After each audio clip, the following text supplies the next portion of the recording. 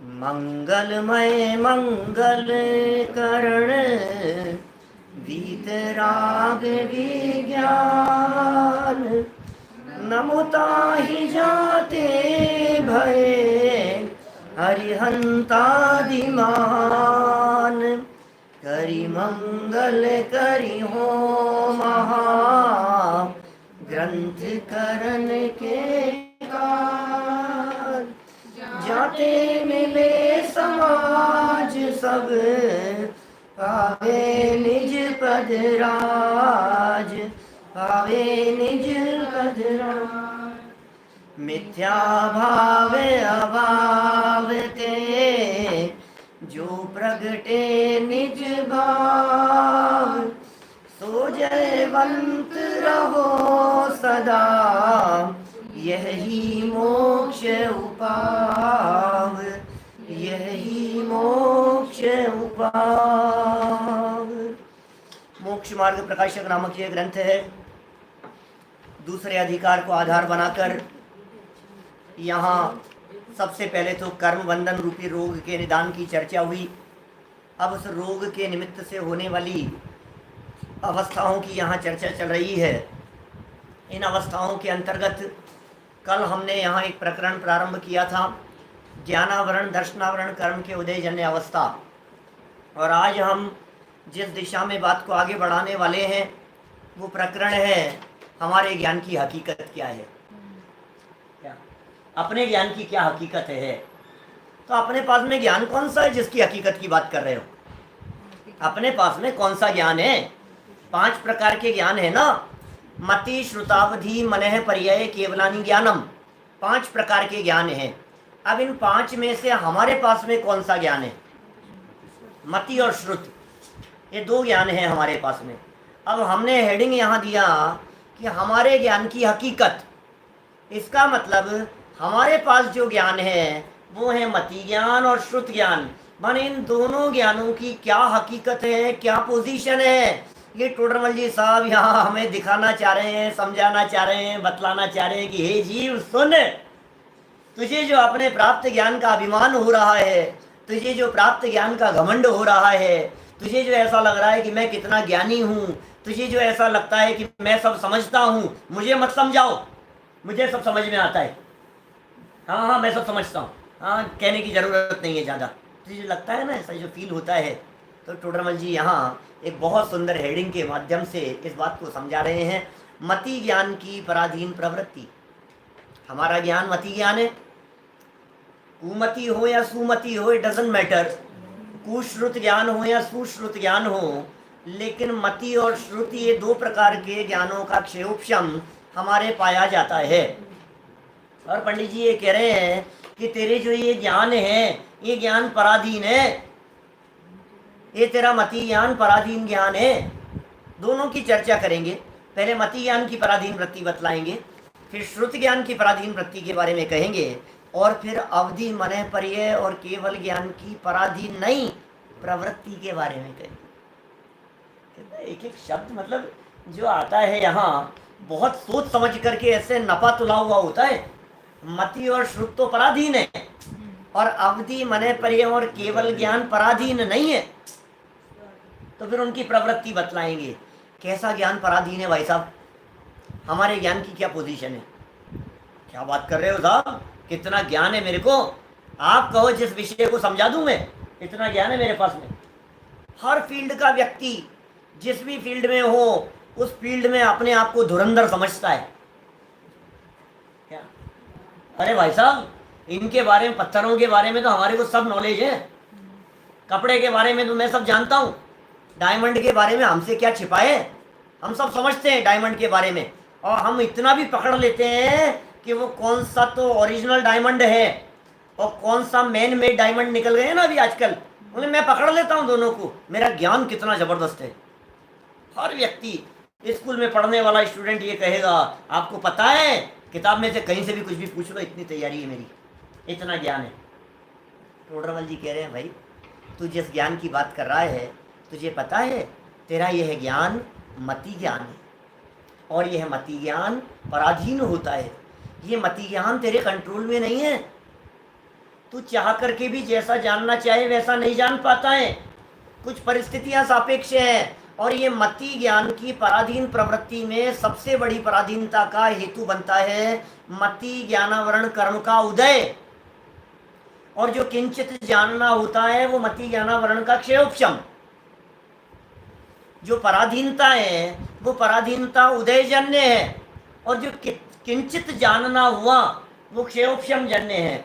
उदय और क्षयोपशम, मैं समझता हूं इनका अंतर आप लोगों के उपयोग में स्पष्ट होगा। उदय क्या होता है और क्षयोपशम क्या होता है?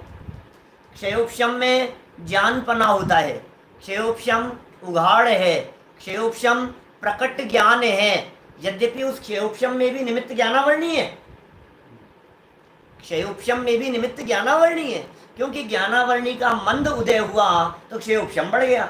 लौकिक में कितने प्रयोग कर, इनका क्षयोपशम बहुत अच्छा है भाई साहब, इनका ज्ञान का, कभी कभी तो बोलते हैं ज्ञान का क्षयोपशम, इनके तो ज्ञान का क्षयोपशम गजब है।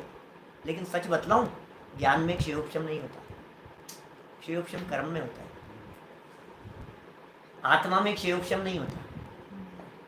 ज्ञानावरणी में भी क्षयोपशम होगा, दर्शनावरणी में भी क्षयोपशम होगा, और अंतराय में भी क्षयोपशम होगा। इन तीन कर्मों में क्षयोपशम। और मोक्ष मार्ग वाला जो क्षयोपशम सम्यक्त्व है वो मोहनीय कर्म सापेक्ष है।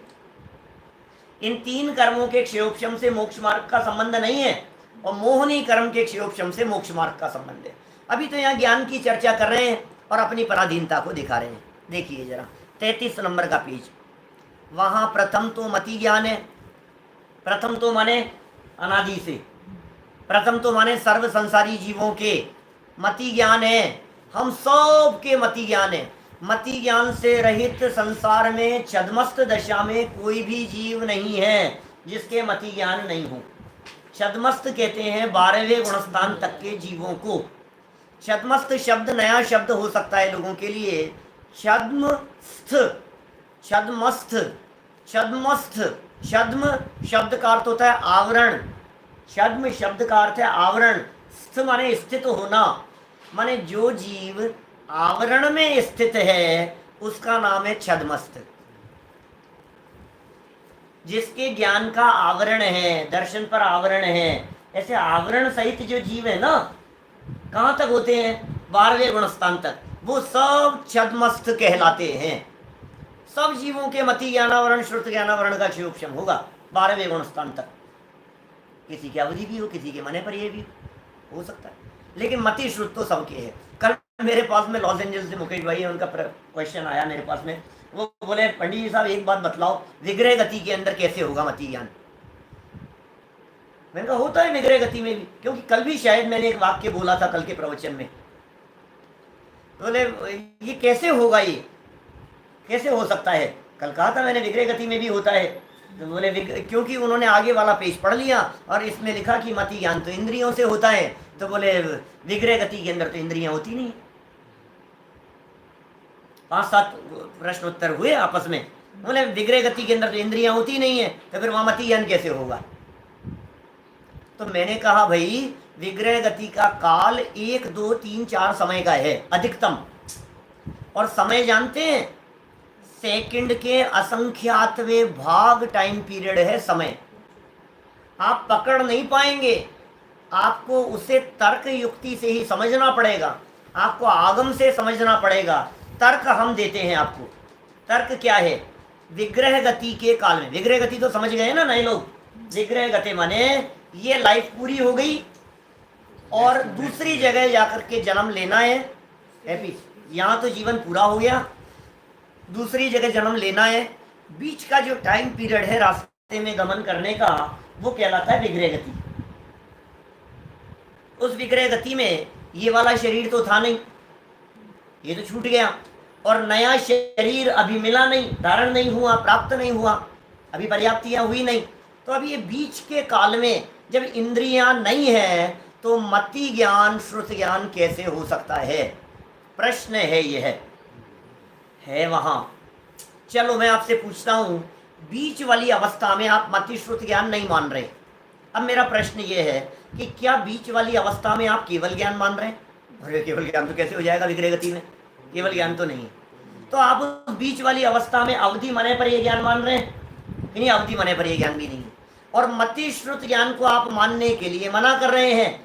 तो क्या विग्रह गति के काल में जीव या आत्मा ये ज्ञान रहित जड़ हो जाता है? बोलो, विग्रह गति के काल में क्या यह आत्मा जड़ हो जाता है कि नहीं? जड़ तो नहीं होता। आत्मा जड़ कैसे हो सकता है? आत्मा तो सदा काल आत्मा ही रहेगा। इसका मतलब ज्ञान दर्शन की प्रकटता इस आत्मा की अनिवार्य है। अब विग्रह गति के काल में भी ज्ञान दर्शन की अनिवार्यता है ही है, ये मानना ही पड़ेगा आपको। दूसरी बात ये कि विग्रह गति के काल में भी मति ज्ञानावरण और श्रुति ज्ञानावरण का क्षयोपशम कहा गया है। क्षयोपशम है, वहां समय ही पकड़ नहीं सकते। छद्मस्त जीव, छद्मस्त के ज्ञान का विषय समय नहीं है। हम क्या बतलाएं, क्या जानता होगा और क्या नहीं जानता होगा। लेकिन तर्क युक्ति से यह बात समझ में आती है कि विग्रह गति के काल में केवल ज्ञान हो नहीं सकता, अवधि बने पर यह आप भी नहीं मानेंगे। और मति श्रुति यदि नहीं मानेंगे तो जड़ मानने का प्रसंग आएगा। तो इसलिए जड़ हो नहीं सकता, तो मति श्रुति ज्ञान की सत्ता सहज सिद्ध है। चलिए, प्रथम तो मति ज्ञान है। कब से है? बोले अनादिकाल से है मति ज्ञान। मति ज्ञान अनादिकाल से पाया जा रहा है और वह शरीर के अंगभूत, पेज नंबर 33 पर, 33 नंबर पेज, पहली लाइन है। वह मति ज्ञान शरीर के अंगभूत, क्या क्या है शरीर के अंग?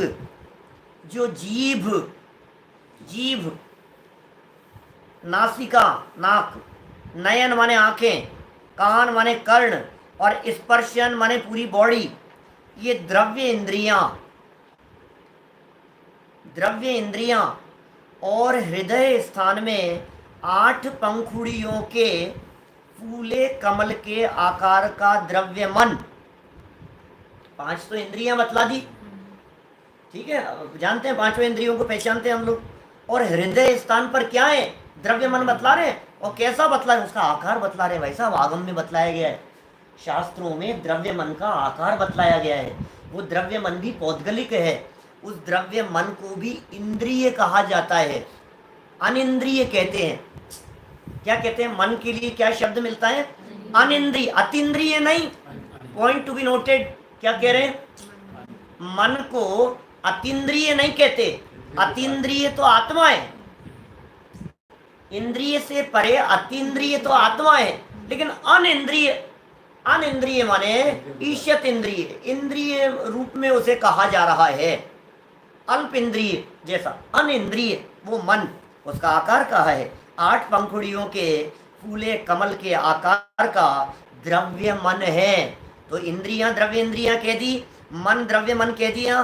बोले इनकी सहायता से ही जानता है। ये सहायता शब्द इतना इम्पोर्टेंट है कि यदि सहायता शब्द को हटा दिया जाए तो इतना बड़ा भ्रम हो जाएगा कि इंद्रियां जानती है। इस पूरे वाक्य को ऊपर से नीचे तक जोड़ो जरा एक बार, कि मति ज्ञान है वह जानता है।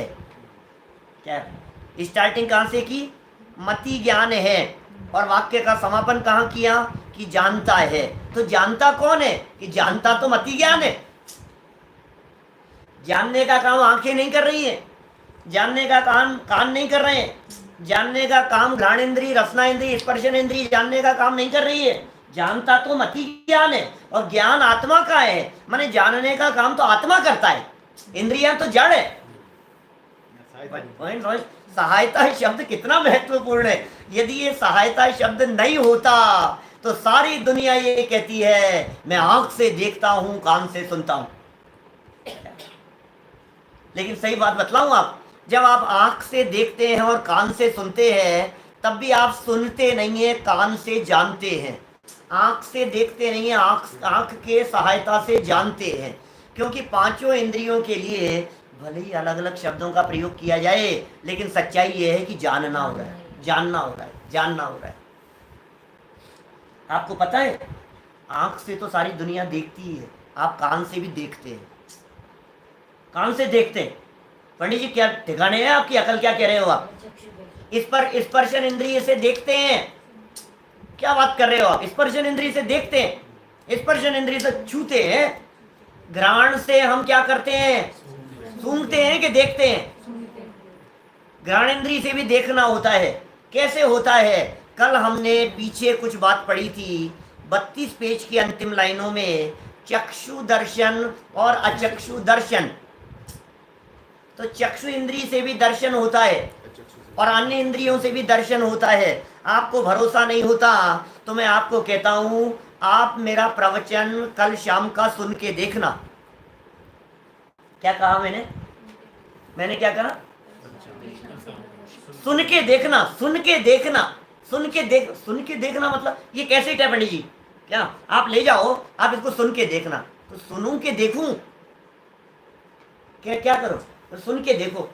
जब आप पकौड़ी बनाते हैं घर में और कहते हैं एक बार जरा चख के देखो, चख के देखो, छू के देखो इसको। मेरा कहना मानो, एक बार मेरे कहने से छू के देखो इसको। तो छू के भी देख रहे हैं आप, चख के भी देख रहे हैं आप, सूंघ के देखो। सूंघ के देखा आपने? घ्राणेंद्रिय से भी देखना होता है क्या? कर्णेंद्रिय से भी देखना होता है। अरे देखने का मतलब जानना। क्या? जानना और देखना एक अर्थ में भी प्रयोग होता है। जानन क्रिया को ही देखना कहते हैं। क्या किया आपने? सुन करके देखा तो क्या किया? उसका ज्ञान किया ना। तो ज्ञान करने वाला है आत्मा। ज्ञान करते हैं मति ज्ञान के माध्यम से। हमारा जितना ज्ञान है वो मति ज्ञान रूपी प्रवृत्ति करता है, लेकिन हमारे ज्ञान की हकीकत यह है कि वो इंद्रियों की सहायता से प्रवृत्ति करता है। ये है। अब इसमें दिक्कत क्या है भाई साहब? इंद्रियों की सहायता से प्रवृत्ति करे तो सुनो बतला रहे।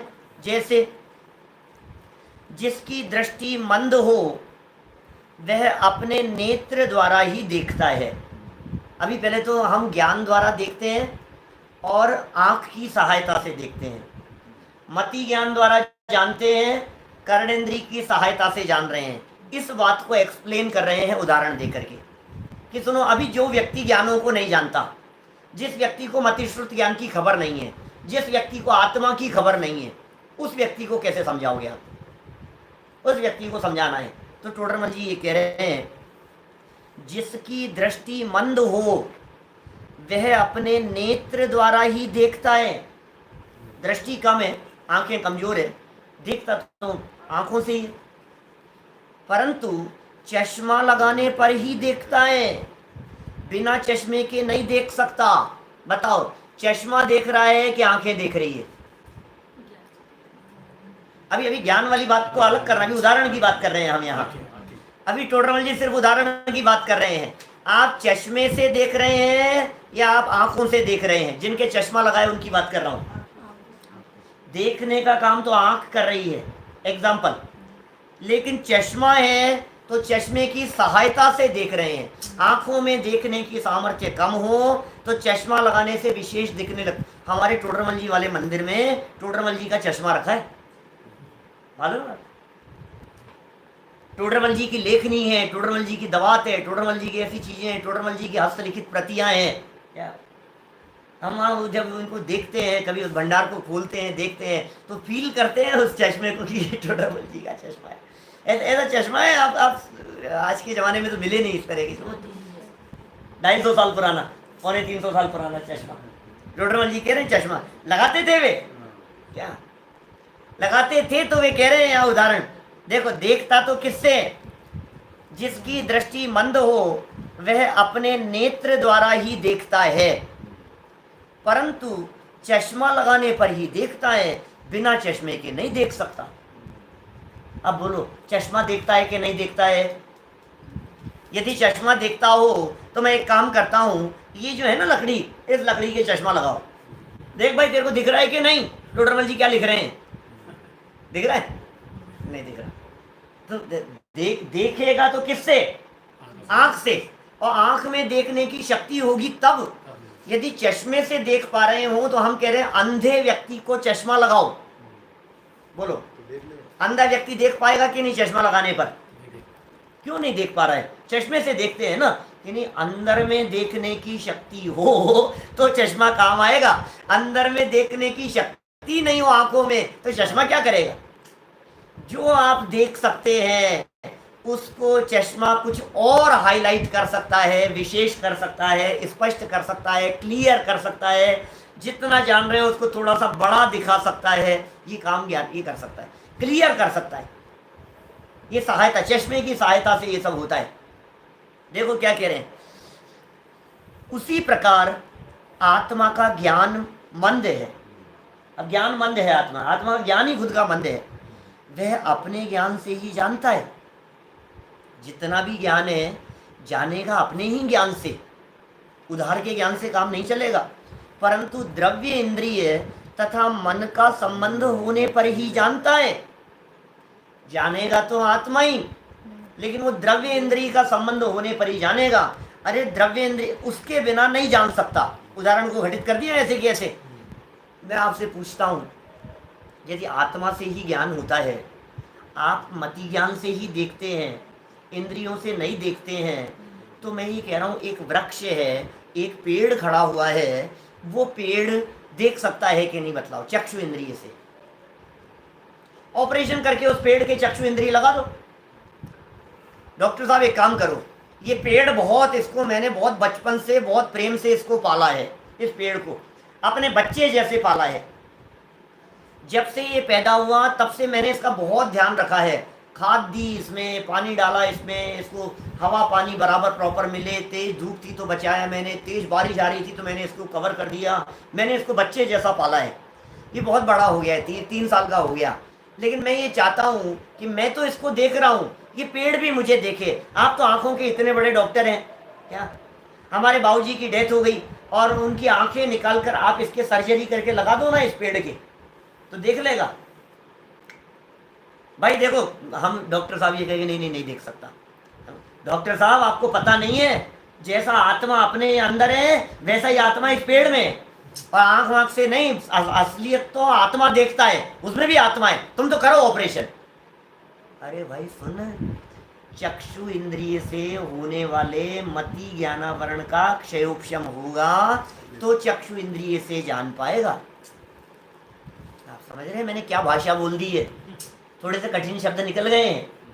चक्षु इंद्रिय के माध्यम से, जो चक्षु इंद्रिय के माध्यम से ज्ञान होता है वो चक्षु इंद्रिय संबंधी मति ज्ञानावरण, जो ज्ञानावरण कर्म है ना, ज्ञान को ढकने वाला, ये 5 प्रकार का है। मति ज्ञानावरण, श्रुति ज्ञानावरण, अवधि ज्ञानावरण, मनेपर्य ज्ञानावरण, केवल ज्ञानावरण। तो उनमें जो मति ज्ञानावरण है, उस मति ज्ञानावरण कर्म के क्षयोपशम से, कौन सा मति ज्ञानावरण कर्म का क्षयोपशम, चक्षु इंद्रिय संबंधी। तो चक्षु इंद्रिय से जानने का काम होता है। आप आंखें बंद करके बैठे हुए हो, लेटे हुए हो, अभी देखिए चक्षु इंद्रिय संबंधी मति ज्ञानावरण कर्म का क्षयोपशम तो है क्या, और क्षयोपशम होने से वो लब्धि रूप तो है, लेकिन वो उपयोग में नहीं आ पा रहा है। कारण इंद्रिय से ज्ञान हो रहा है। कौन आया, आंखें बंद करके लेटे हो, और कौन आया और आपने जान लिया। ये आए आहट से पहचान लेते हैं। अभी देखिए, ये तो इन्होंने बात कही, इतनी बात कह दी कि भाई तेरा जितना भी जानना हो रहा है, पहले तो इस बात को सिद्ध किया टोडरमल जी ने कि तेरा जितना भी जानना हो रहा है ये पूरा का पूरा जानना अपने ज्ञान से हो रहा है और इंद्रियों की सहायता से हो रहा है। यदि आपको यह बात समझ में आ रही है, यदि ये पॉइंट क्लियर हो गया है, तो टोडरमल जी अब अपने ज्ञान की हकीकत माने पोजीशन बतला रहे हैं कि तू देखना तेरे ज्ञान की हालत क्या है, क्या देखेगा क्या और दिखेगा क्या। ऐसा होता है, रोज महसूस करते हैं। तो अभी तक जितने वाक्य हमने पढ़े हैं, जितने पॉइंट हमने पढ़े, जितनी लाइनें हमने पढ़ी, इतनी लाइनों में यह सिद्ध किया गया कि जानने वाला आत्मा और मति ज्ञान है, लेकिन जानने का काम इंद्रियों की सहायता के निमित्त से होता है, और इंद्रियों की सहायता का निमित्त ना बने तो नहीं जान पाता है। ये अभी तक सिद्ध किया और हमें बात समझ में आ गई। आंखें बंद हो तो हम देख नहीं पाते, कान बंद हो तो हम सुन नहीं पाते। अब देखो आगे क्या कह रहे हैं। परंतु कहां पर आ गए अपन, तथा जिस प्रकार, 3 और 3 छठी लाइन है ऊपर से, तथा जिस प्रकार नेत्र तो जैसे के तैसे हैं, परंतु चश्मे में कुछ दोष हुआ हो तो नहीं देख सकता। क्या गजब उदाहरण देते हैं टोडरमल जी साहब। अभी सांगो पांग घटित करेंगे। देखो आप, तथा क्या कह रहे हैं, आंखें तो जैसी की जैसी है भाई साहब, लेकिन चश्मे में कुछ दोष हो गया, चश्मे में विकृति आ गई, चश्मे का नंबर उतर गया है, चश्मे में क्रैक आ गया, चश्मे में स्क्रैच हो गए, चश्मे के ऊपर धूल आ गई, धूल जम गई। अब तो क्या करते हैं भाई साहब, चश्मे में कुछ दोष हुआ हो तो नहीं देख सकता, अथवा थोड़ा दिखता है या और का और दिखता है। 3 बातें कह दी है यहाँ। इन 3 बातों को 3 बार बतलाएंगे टोटरमल जी यहाँ, तुम्हारे नीचे भी बतलाएंगे। 3 बातें ध्यान रखना। क्या क्या कहा? थोड़ा दिखता है, पहला कहा नहीं देख सकता है। पहला शब्द क्या कहा, वाक्य क्या कहा? नहीं देख सकता है। नंबर 2, कदाचित देखे तो थोड़ा देखे। नंबर 3, और का और देखे। 3 बातें हो गई। या तो चश्मा इतना खराब हो गया कि तू देख ही नहीं पा रहा, कुछ दिखाई नहीं दे रहा मेरे को। नंबर 2, ये दिख तो रहा है लेकिन कम दिख रहा है, पता नहीं क्या प्रॉब्लम हो गई, थोड़ा कम दिख रहा है। नंबर 3, ये पता नहीं क्या हो गया, इसमें था तो कुछ और दिखा और कुछ, और का और दिख जाए। अब ये तो बात चश्मे के बारे में कह रहे हैं, आंखें तो बराबर थी जैसी की तैसी, अब वैसी ही लगाओ, इसको सिद्धांत पर घटित करो। कहाँ आ गए भाई? 3 और 3 छठी लाइन है ना, 7वीं 8वीं लाइन।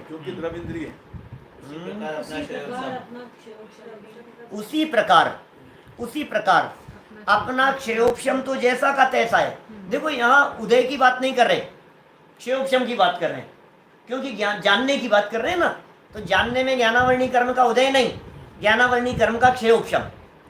उसी प्रकार अपना क्षयोपशम तो जैसा का तैसा है,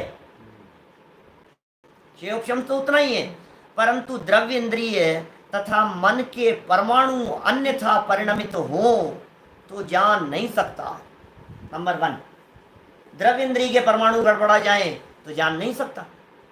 अभी देखो आंखें खराब हो जाए मान लो, तो क्षयोपशम तो तेरा वैसा का वैसा है, क्या जान नहीं पाएगा। आंखें खराब हो गई, फिर क्या करेंगे बोलो? तो डॉक्टर क्या करते हैं, तेरे ज्ञान में कुछ नहीं किया, आंखें बदल दी उन्होंने, तो जान रहे। तो आंखें शक्ति तो जो की थी होती, क्षयोपशम तो जानने का था। ज्ञान में गड़बड़ होती तो नहीं जान सकता। ज्ञान में गड़बड़ होती, मान लो क्षयोपशम कम हो गया होता, माने क्षयोपशम 3 इंद्रिय जैसा हो और लगाओ उसमें आंखों का ऑपरेशन करो तो नहीं जान पाए, क्योंकि क्षयोपशम नहीं। जैसे अभी मैंने पेड़ की बात कही है, उस पेड़ के 1 इंद्रिय जितना क्षयोपशम है, ओके, चक्षु इंद्रिय जितना क्षयोपशम नहीं है, वो नहीं जान सकता है। तो ये कह रहे हैं द्रव्य इंद्रिय तथा मन के परमाणु अन्यथा परिणमित हुए हों। द्रव्य इंद्रिय में अकेला चक्षु नहीं, कान के परमाणु अन्यथा परिणमित हुए तो नहीं जान सकता, अथवा थोड़ा जानता है। आंखें खराब हो गई, थोड़ा जान रहा है, कम जान रहा है, अथवा और का और जानता है। परमाणुओं की ऐसी पोजीशन हो गई जिसमें देखते इधर है और दिखता इधर है, ऐसा हो जाता है ना, कभी कभी देख रहे कुछ है और दिख और कुछ रहा है, ऐसी पोजीशन हो जाती है। क्योंकि द्रव्य इंद्रिय तथा मन रूप परमाणुओं के परिणमन को और मति ज्ञान को निमित्त नैमित्तिक संबंध है, इसलिए उसके परिणमन के अनुसार ज्ञान का परिणमन होता है। देखो भाई, ये निमित्त नैमित्तिक संबंध कह करके बता रहे हैं, कहीं भ्रम नहीं हो जाए आपको। जानेगा आत्मा, इंद्रियां बनी है निमित्त, लेकिन जैसा निमित्त बाहर में होता हुआ दिखाई देता है, अंदर में काम भी उस तरह का होता हुआ दिख रहा है। ये ऐसा समझिए, जैसा अंदर में जानने की योग्यता होती है, वो निमित्त भी उसी तरह के मिल जाते हैं। या तो तू देख ले, नहीं देख पाएगा, या थोड़ा देख पाएगा, या फिर अन्यथा देख पाएगा। 3 बातें कह दी। उसका उदाहरण क्या दे रहे हैं? जैसे मनुष्य आदि को, मनुष्यों की बात कर रहे हैं, अपन सब मनुष्य ही हैं। बाल वृद्ध अवस्था में, पॉइंट नोट करने योग्य है, बाल और वृद्ध अवस्था की बात तो कर रहे हैं, युवा अवस्था नहीं ले रहे हैं। बालक युवा वृद्ध अवस्था नहीं लिखा टोडरमल जी ने, एक तो लिखा बाल अवस्था। बाल अवस्था माने जन्म लेने से लेकर के 1 डेढ़ साल 2 साल तक की अवस्था को मान लो आप बाल अवस्था। और वृद्ध अवस्था माने खटिया पर पड़े हैं जैसी अवस्था, अबाउ 80 वाली अवस्थाओं को मानिए आप, जिनके आंख नाक कान काम नहीं कर रहे हैं। तो बाल अवस्था और वृद्ध अवस्था, इन अवस्था में द्रव्य इंद्रिय तथा मन शिथिल हो। बचपन में द्रव्य इंद्रियां शिथिल है, मन भी शिथिल है, इतना विवेक नहीं है उसको, होश नहीं है, समझ नहीं है, और वृद्धावस्था में भी द्रव्य इंद्रियां शिथिल है। बेचारे क्या करें, है करते रहते ना, अपन ऐसा सुनाई नहीं देता है हमारे को, कान काम नहीं कर रहे हैं, आंखों से दिख नहीं रहा है हमारे को, कौन आयो कौन छे भाई, दिख नहीं रहा है हमारे को, क्या करें बोलो, ऐसी हालत होती है।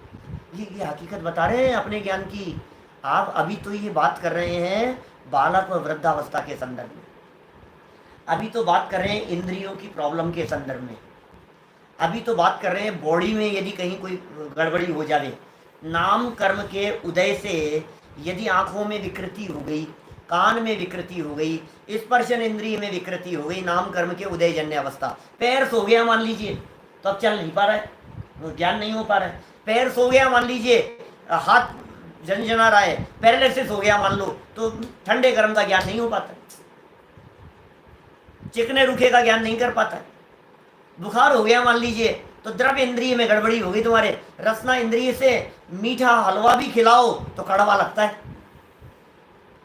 तो ये विकृति कहाँ हुई है, ये कहीं ना कहीं ये द्रव्य इंद्रियों के अंदर गड़बड़ी दिखाई दे रही है। देखो उसका उदाहरण दिया इन्होंने, मनुष्य आदि को बाल वृद्ध अवस्था में द्रव्य इंद्रिय तथा मन शिथिल हो तब जानपना भी शिथिल होता है। जानपना भी शिथिल हो गया, नहीं जान पा रहे हैं, जानने में भी कमजोरी आ गई है। तथा जैसे शीत वायु आदि के निमित्त से स्पर्शनादिक इंद्रियों के और मन के परमाणु अन्यथा हो। शीत वायु, जैसे आप चल रहे हो, चश्मा नहीं है आपके, नॉर्मल चल रहे हो आप, हवाएं इतनी तेज चल रही है आप देख नहीं पा रहे हो, आंखें बंद हो रही है, हवाएं इतनी तेज चल रही है कि आंखों से पानी बह रहा है, इतनी ठंडी हवा चल रही है आप देख ही नहीं पा रहे हैं। तो शीत वायु आदि के निमित्त से स्पर्श आदि के अंदर गड़बड़ हो जाए, इतना ठंडा हो जाता है, हाथ इतने ठंडे हो रहे हैं मैं पकड़ ही नहीं पा रहा हूँ, इतने ठंडे हाथ हो रहे हैं, हो जाता है कभी ऐसा, तो आप ज्ञान नहीं कर पा रहे, आप पकड़ नहीं पा रहे, मैं छू नहीं पा रहा हूँ, ऐसी गड़बड़ी हो जाती है। इंद्रियों के और मन के परमाणु अन्यथा हो तब जानना नहीं होता अथवा थोड़ा जानना होता है। ठीक है, देखो तथा अब स्टेप चेंज कर रहे हैं, क्या कह रहे हैं, अभी तक जो स्टेप लिया था वो स्टेप ये लिया इंद्रियों का, अब स्टेप ले रहे हैं टोडरमल जी कि अकेला इंद्रियां ही नहीं, ऐसा भी होता है कि बाह्य द्रव्यों के साथ में भी संबंध दिखता है। ये हमारे ज्ञान की हालत है, हम क्या करें।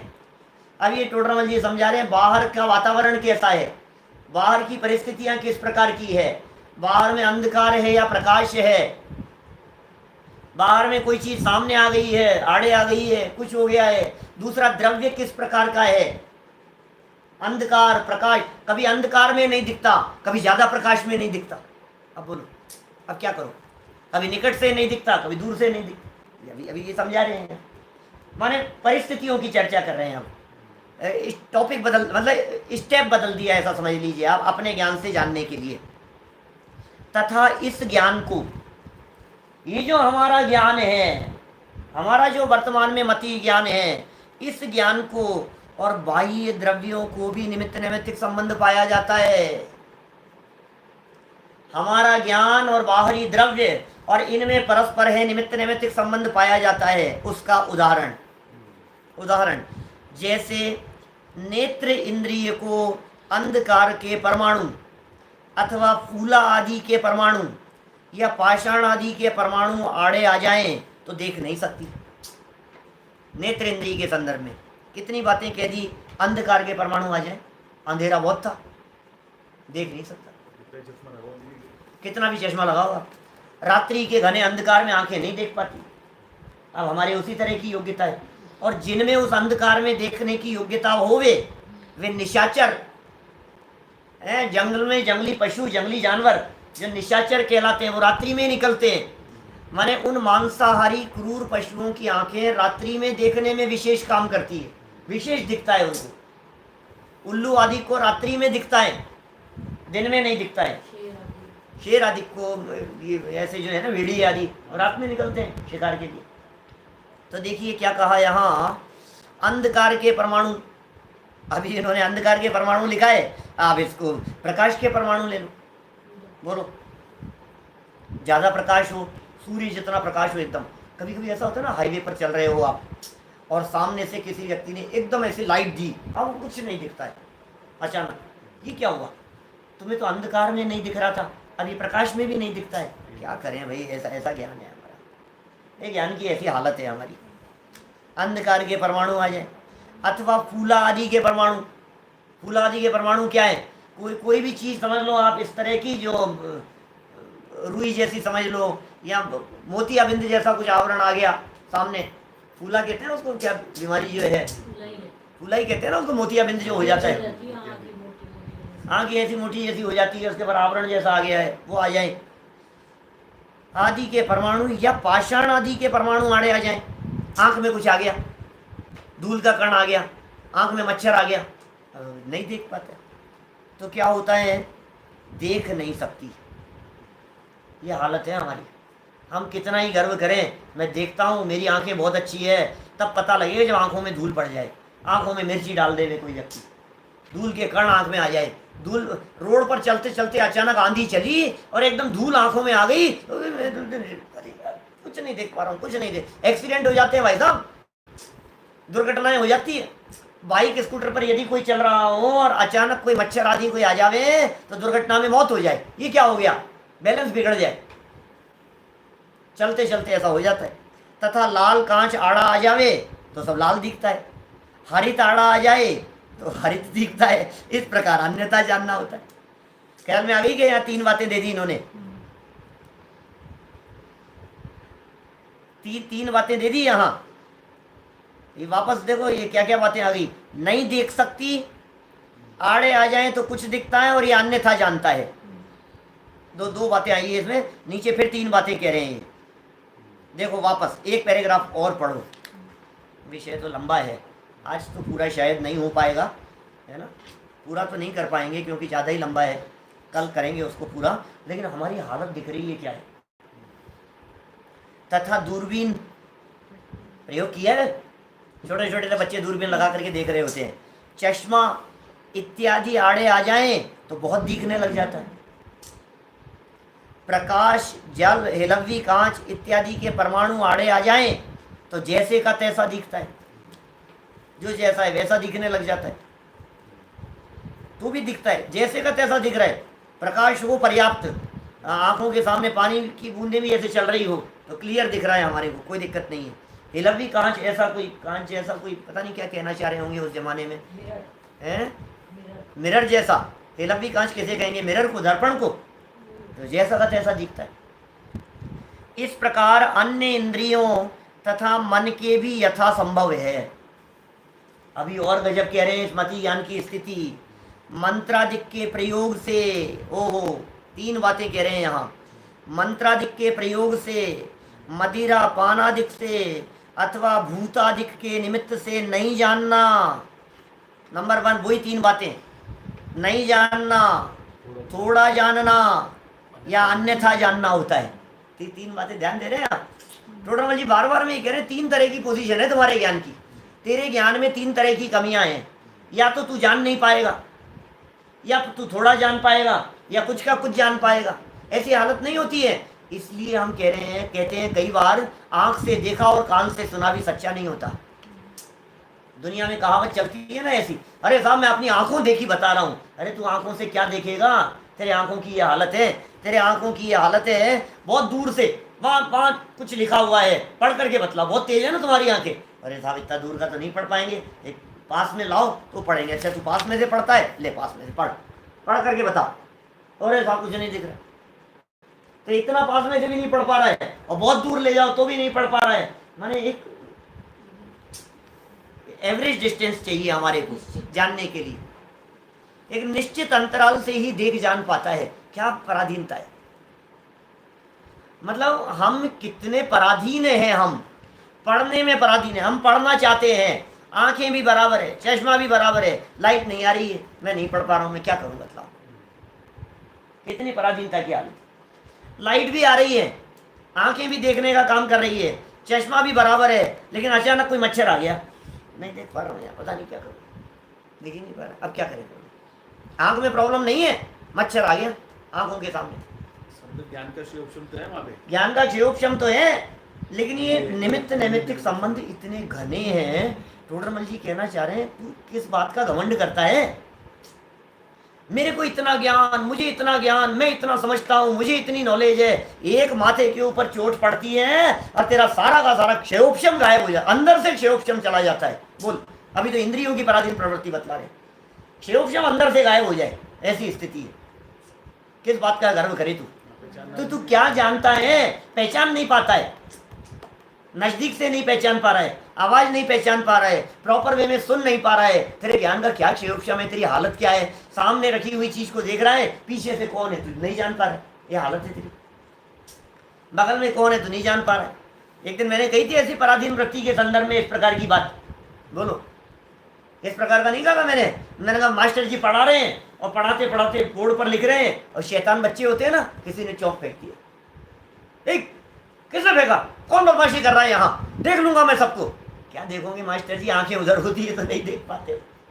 क्या आपको कभी कभी कभी ऐसा फील होता है क्या, यार ये प्रकृति की भी कैसी रचना है, दो आंखें हैं और दोनों ही सामने और दोनों ही ऊपर। कदाचित ऐसा होता एक आंख आगे होती और एक आंख पीछे होती तो कितना अच्छा होता। कम से कम सब देख तो पाते अपन, इधर भी देख लेते उधर भी देख लेते। आपको कभी ऐसा फील होता है दोनों आंखें ऊपर है यार, अब कभी ठोकर लग जाती है, एक आंख यहाँ ऊपर होती और एक आंख नीचे होती तो कितना बैलेंस में चलते रहते, अपन टकराते भी नहीं। लगता है आपको ऐसा? सोचते नहीं है ना आप, ये तो जो ज्यादा सोचते रहते हैं ना उन लोगों के काम ऐसे उठपटांग बातें सोचने का। ये देखो टोडरमल जी, मंत्र के प्रयोग से, लो साहब मंत्र का प्रयोग कर दिया इसने, तो कभी थोड़ा जानेगा, कभी अन्यथा जानेगा, कभी नहीं जानेगा।